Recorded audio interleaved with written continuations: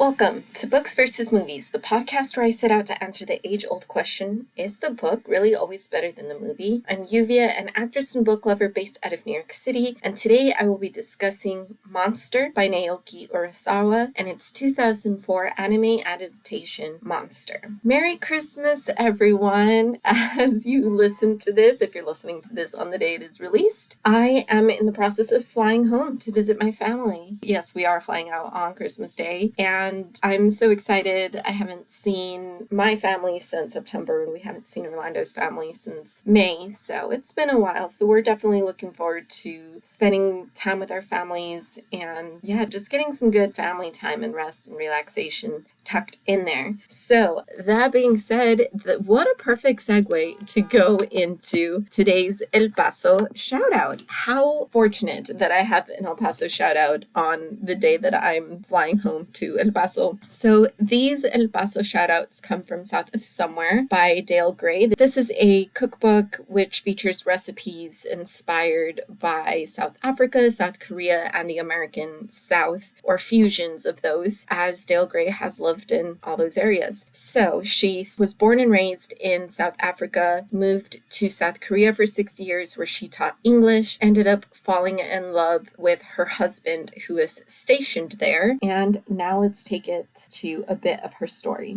One sunny Sunday in September 2011, my soldier and I were wed beside a shimmering pond on his parents' property in Louisiana. His dad officiated the ceremony, DJ and I ate cake, and we danced the electric slide. His mom offered a brief introduction to collard greens, okra, and gumbo, then waved goodbye as we set off to our next duty station in El Paso. While the desert landscape of western Texas vaguely resembles certain areas in South Africa, the similarities stopped there. The difference in culture was stark, and adjusting to America proved to be much more challenging than anticipated. I felt hesitant to speak and couldn't shake off my habit of reflexively bowing to greet everyone. People laughed, and some rudely asked whether I had crossed the border from Mexico. I became reclusive as a result and started to wonder if I'd made the right decision to come here.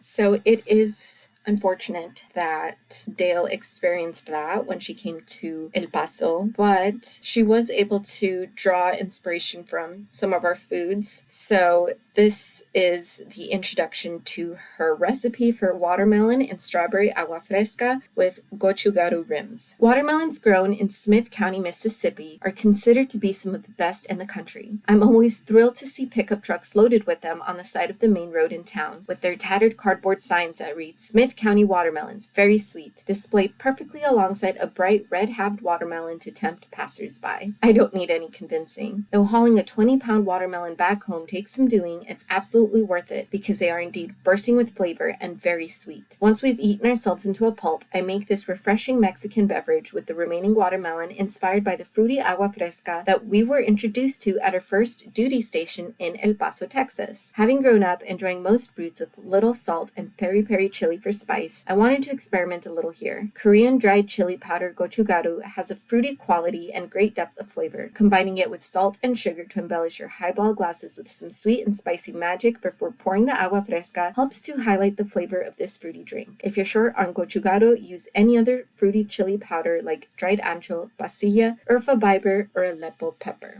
So, yes, I love aguas frescas. Aguas frescas, if you don't know what they are, it literally translates to refreshing water. I guess it's called that because it's refreshing because it's made with fruit, or I guess it's all fruit. I was going to say vegetables, but I guess cucumbers a fruit. But yes, so there's like agua de pepino, which is agua cucumber water. There's agua de melon, melon water, limonada, lemonade. It's flavored more naturally than like store-bought powdered lemonade. Anyway, so moving on to the next time she mentions it, which is in the introduction for her date night steak with rosemary miso butter. Right after my husband's first deployment to Kuwait ended, we got married and moved into a small apartment in El Paso, Texas to begin a new life. For a whole year prior, I had waited for DJ while I taught in South Korea where we first met. It was such a relief to step off the airplane in America and see him for the first time in so long and in good health. This is part of her introduction for steak and cheesy egg and breakfast tacos. Was I let down by that burrito? Yes, indeed. Side note, the burrito she's referring to is a Taco Bell burrito. So yes, not surprising that she was let down by a Taco Bell burrito. Anyway, back to her introduction. Was I let down by that burrito? Yes, indeed. It wasn't the greatest, but I wanted to know more about Tex-Mex flavors. And it just so happened that I moved to El Paso, Texas 1 year later when my husband got stationed at Fort Bliss. There, fully immersed in the vibrant community on the border, I ate delicious Tex-Mex cuisine to my heart's content. I eventually incorporated some of those flavors into my own cooking. Now I wake up some mornings thinking about how to make the ultimate breakfast taco. Cheesy scrambled eggs tucked into warm corn tortillas with sliced steak, store-bought pico de gallo, and a creamy avocado jalapeno sauce is my go-to. Just the thought of these motivates me to get the day started. That is it for this El Paso shout out. So looking forward to heading out to the mountains and seeing my hometown. It's quite beautiful and special, and I really have a lot of love for my hometown. So, although I don't know that we do definitely have Tex-Mex in El Paso, so I'm wondering if she had more Tex-Mex than Mexican food, because we do have like a lot of legit Mexican food that is not Tex-Mex. But anyway, not the point. Today we are here to talk about Monster. So yeah, I just want to say, I guess I'm a little scared to talk about this episode or to talk about this series because this is such a critically acclaimed manga and anime. And I just have a feeling I'm going to have a lot of angry people coming at me because I did not love it.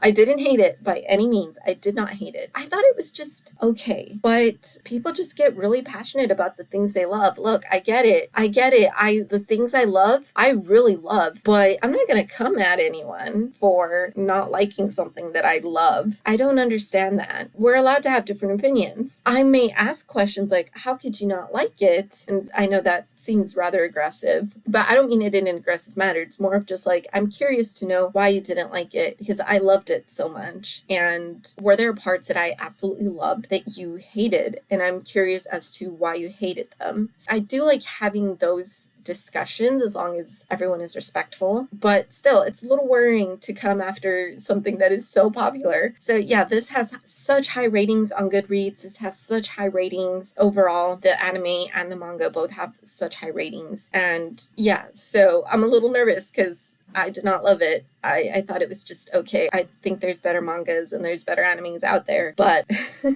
so let's get into it. Monster by Naoki Urasawa was published between December 1994 until December 2001 for a total of 18 original volumes. I read the perfect edition, which means that there was 9 volumes. So they combined 2 of the original volumes into one to make this perfect edition. So yes, they're thick volumes. And I mean, I started watching the series earlier this year, and it's taken me about half a year to watch the series in its entirety and read all thick volumes of the manga. So it is quite hefty and it's kind of dense, but just letting you know that I read the perfect edition. So still the same story, just perfect edition. 9 thick volumes as opposed to 18 slimmer volumes. So the story follows Dr. Kenzo Tenma, who is a Japanese doctor working in Germany. He's highly respected. He is so good at his job. He's engaged to Ava Heinemann, who is the daughter of the hospital director, but he kind of starts becoming disillusioned when he realizes that the hospital is more focused on saving more well-known patients as opposed to those that are more in dire need. All of this comes to a head when fraternal twins Johan and Anna Liebert are admitted to the hospital after a massacre at their house. Johan has a gunshot wound to his head and needs immediate emergency surgery. Tenma is about to operate on him when he is told to ignore the boy. Someone else will work on him, and Tenma is told to instead work on the mayor of Dusseldorf, who arrived slightly after Johan, is also in critical condition. But again, Tenma is the best, so he is told to to work on the mayor, who has more power and influence than this random little boy. Tenma decides to disregard this and tells the other doctor that was going to take over for him to take over and work on the mayor. And Tenma works on Johan as he was the first one to arrive. Johan survives, the mayor dies, and this brings all sorts of repercussions to Tenma. There is retaliation against him at work, so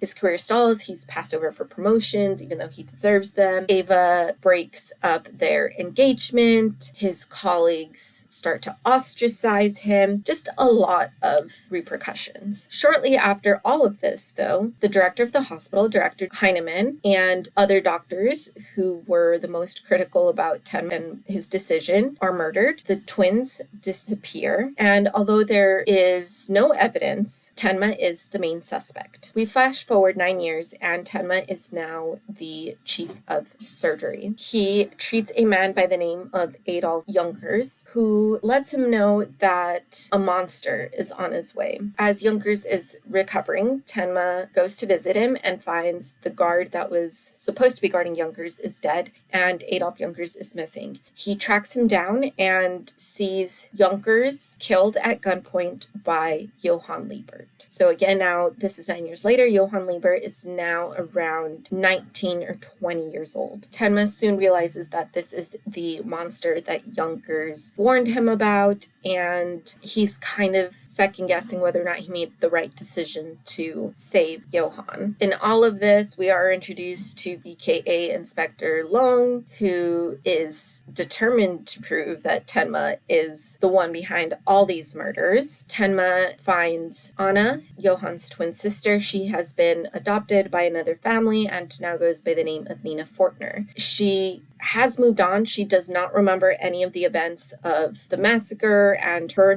brother's time at the hospital and her disappearance and all that. The only evidence that she has are just recurring nightmares of the situation, but otherwise she does not remember. On her birthday, Tenma lets her know that Johan is back, and despite this warning, he is unable to stop Johan from now murdering her adoptive parents, and Anna is now involved in this. As Tenma investigates Johan's backstory, he discovers that Johan, for a time, was at 511 Kinderheim, which is an orphanage that was tied to an East German eugenics project, and these children were brainwashed with psychological manipulation and twisted literature into becoming soulless monsters. So that is what happened to Johan. Tenma decides that he needs to stop Johan at all costs. And so he goes across Germany, Prague, Czechoslovakia. This takes him like all over this part of Europe. And as he tries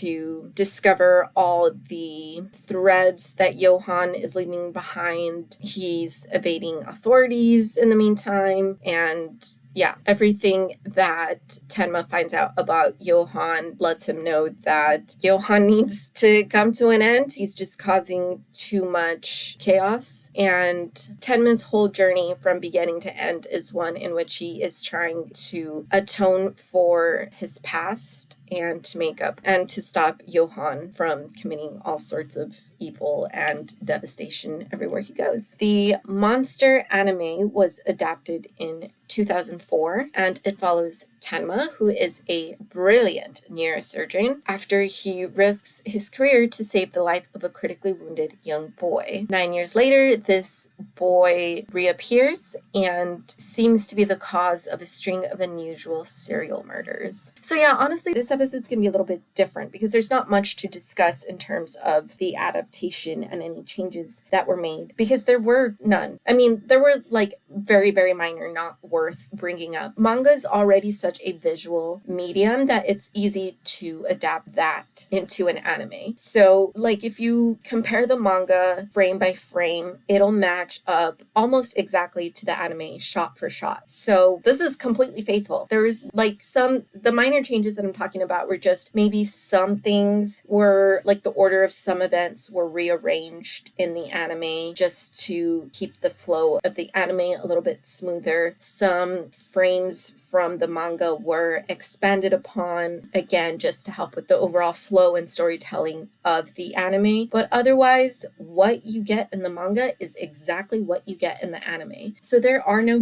differences really to talk about and why changes were made, things like that. So yeah, there's nothing really to compare. So this episode's going to be a little bit different because I'm just going to talk about why I thought it was just okay. And I can see why people like it. I can see why people really, really love it. I can see why it was critically acclaimed, but I just had a lot of issues and I just had some things that I could not get over. And so that made it difficult for me to fully enjoy the series, both the manga and the anime. This is a slow burn. And when I say a slow burn, I mean a very slow burn. And it was hard for me to stay into it. I don't mind slow burns, but this one was a little too slow for me personally. It was hard for me to get into it. And there was also just some like pacing issues with both, in which there would be like really high, intense moments. And I was just really into the story, really, really into it. And then we'd go to a new episode and the pacing would go back to being slow. The episode would end on such a high of like, oh my gosh, I can't wait to see what happens next. And then the new episode would start and it's like, oh,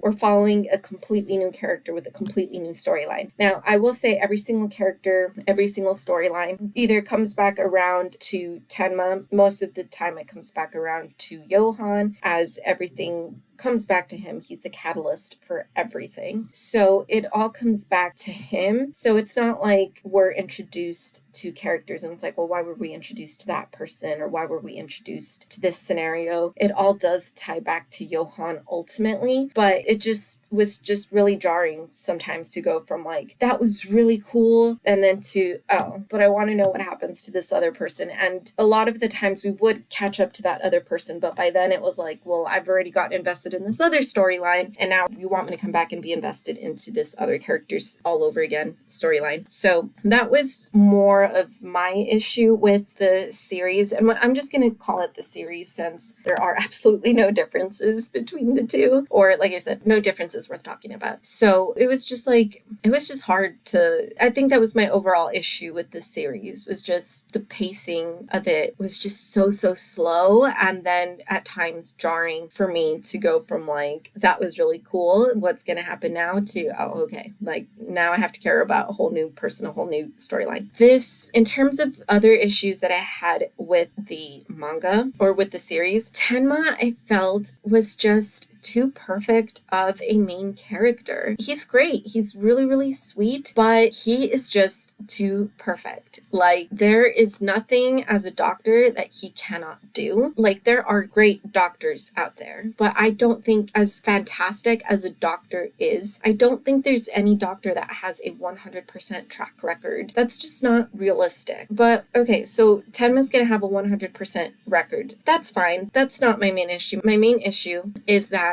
doctors are not knowledgeable about every single thing. That's why there's different specialties: ENTs, neurosurgeons, pediatricians. That's why there's different specialties within the medical field. Now, that being said, can a heart doctor operate on a brain or vice versa in a pinch? Sure. But like, I hope you understand what I'm trying to say. It's just the fact that Tenma, like, no matter what part of the body, what kind of injury is presented to him, he's able to operate perfectly or perform whatever the medical service needed perfectly each and every time. And then this is such a nitpicky thing. I understand that. And it didn't really bother me watching the anime as much, but for whatever reason, once I got to the manga, it was like, and listen, he's so sweet. He's so, like, I don't know, like, he's a very, very nice person, but he's just a little too perfect. And even just like his, he's hesitant to kill anyone, including Johan, because of his doctor training. Doctors are not aiming to kill people. Their aim is to save as much people as they can. And I do understand that. Like, the hesitation also is part of it, is that he's just not, some people are just not killers. I do understand that. I don't know that I could kill anyone, even if it had to come down to it. I mean, if it really had to come down to it, I'm sure I could, but I don't know, like, he's great. You do root for him, but he's just a little too perfect in my, like, there's no flaws to this man, and there's nothing wrong with having at least one or two flaws. So there's that. We also have some of the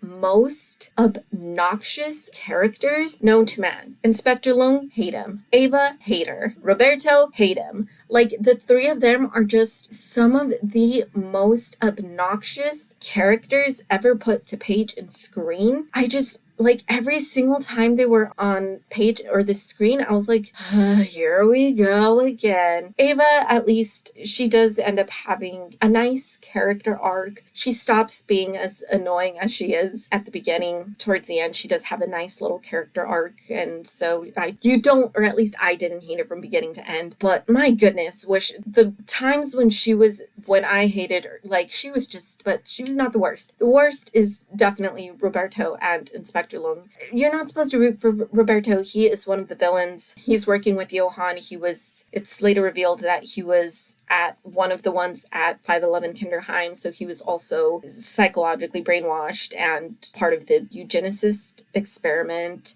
Another monster, not to the extreme of Johan, I guess, which I will get into Johan as well, but you're not supposed to root for him. He's a villain, but, like, there's villains that are, like, you love to root against them. They're just so delicious and three-dimensional and just, like, I hate you so much, but there's something about you that's, like, so cool. Like, I still hope you get defeated because you're evil and you should be defeated, but there's, like, such, like, this, they're not annoying, and Roberto's just straight up annoying. And even the way he's drawn, he just has, like, this most smug look on his face. Could not stand him. Inspector Lung, oh gosh, so he's one of those characters that is, like, married to his job. He ends up losing his family. That's not my issue. That happens, unfortunately. That's not my issue. My issue is just that he's so, like, I'm right and you're wrong, and I know Tenma is the culprit, and he thinks Tenma is the culprit for, like, half or more than half of the series, which it happens. I guess we have our biases, and these biases make us think that we're onto something even when we're not sometimes, I guess. But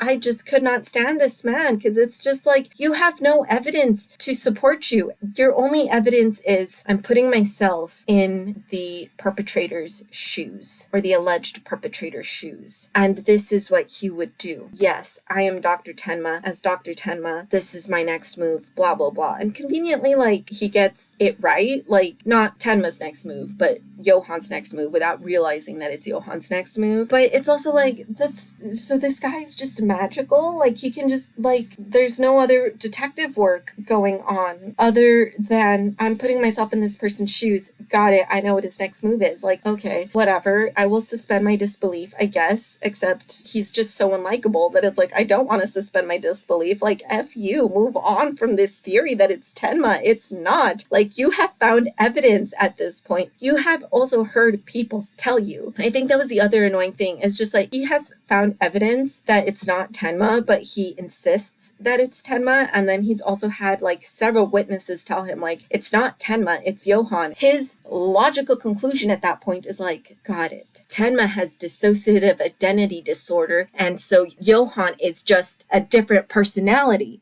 That's like, bro, what the hell is wrong with you? No!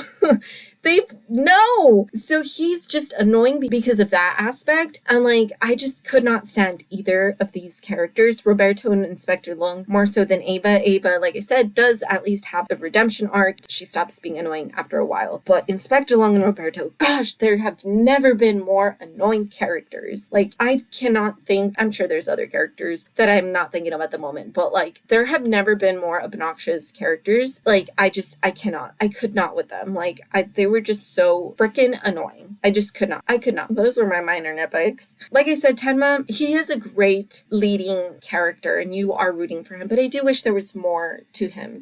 He's just a little too perfect, as I said. And the one character I'm not going to name who I absolutely adored is, of course, the one that dies. It's like, this is the one that I would go to battle for. And of course, he's the one that dies. Why does he have to die? Like, why can't everyone else die? So moving on to Johan. My main issue with Johan is just that his plot, his motivation, his ultimate plan for evil, like his ultimate goal, his ultimate plan for evil is just so incredibly convoluted. And it's just like, I honestly don't know how we got from point A to point B in this plan, because this plan is completely nonsensical. And I saw the anime, I read the manga, and like the ultimate explanation for it is that he's a monster. He's like the perfect agent of chaos, like the ultimate, what they were trying to create at 511 Kinderheim, which is like the perfect race, but not only the perfect race, like the perfect breed of soldiers that feel no remorse and can go after anyone or anything and just destroy anything in their path, like the perfect soldier. That ended up being Johan. Like none of the other experiments worked out so well. So it's like, okay, so he's doing this because he's evil, but so like the murders he commits, I can understand why he committed those murders, and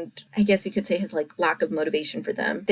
He's just evil and he wants to kill people. Okay, I can accept that. At some point, he ends up changing his mind, and that's when we're introduced to the vampire of Bavaria, and that's when he admits, like, my plan has changed. My original plan has changed, and now it's this. And I'm still just like, I still can't really tell you what his ultimate plan was. Could I tell you what his ultimate plan was? No. And that is one of the minor complaints that people seem to have. And I say it was a major issue for me, but minor because I say minor just because it is still so beloved, but a lot of people did find it that it was a little hard to follow at times. So it wasn't just me, but it's still like, I'm just like, what is your ultimate goal? What is your ultimate plan? It was just like really, really convoluted. I was just like, I don't understand what your end goal is, Johan. Like, I understand that, like, if he was just out to create chaos and, like, everywhere he went because he's evil, I can accept that. But the fact that they keep talking about his master plan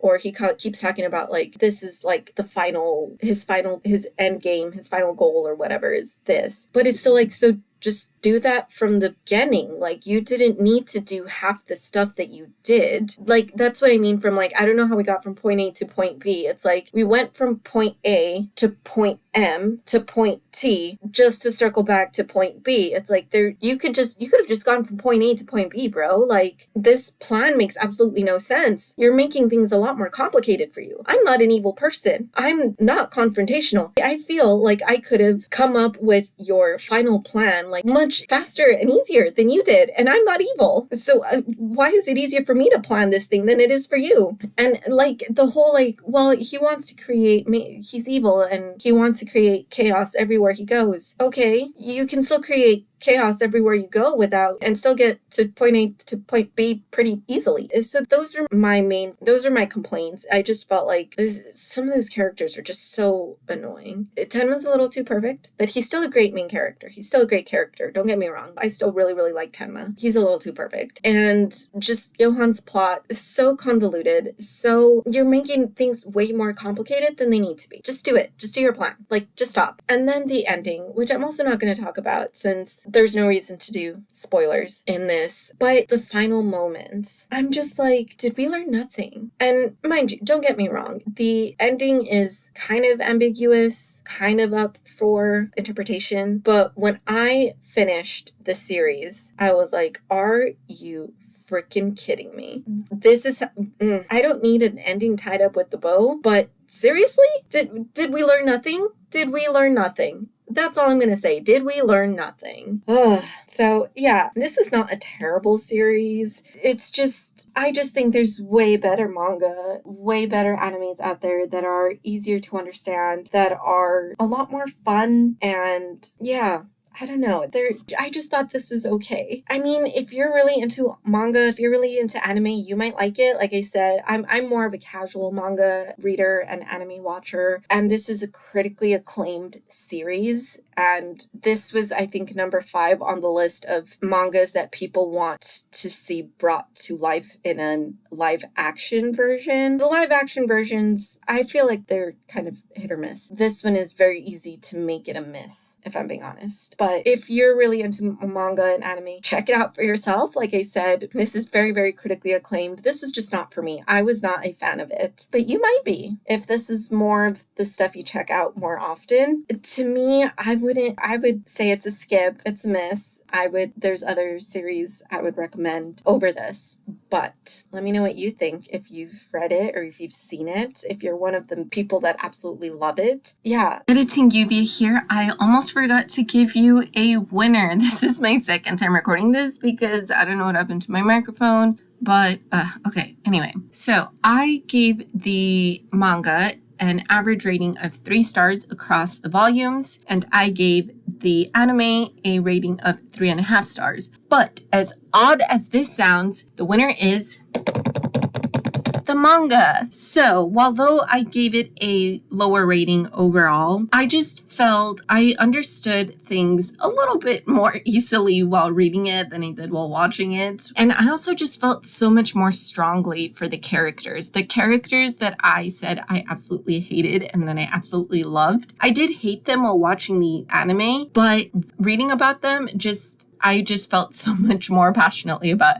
each and every single one of them. So the winner is the manga. That is it for this week's episode of Books versus Movies. If you liked what you heard, please give it a rating and review. Tell your friends all about it. Help me grow this little community. And I will see you next time. Bye.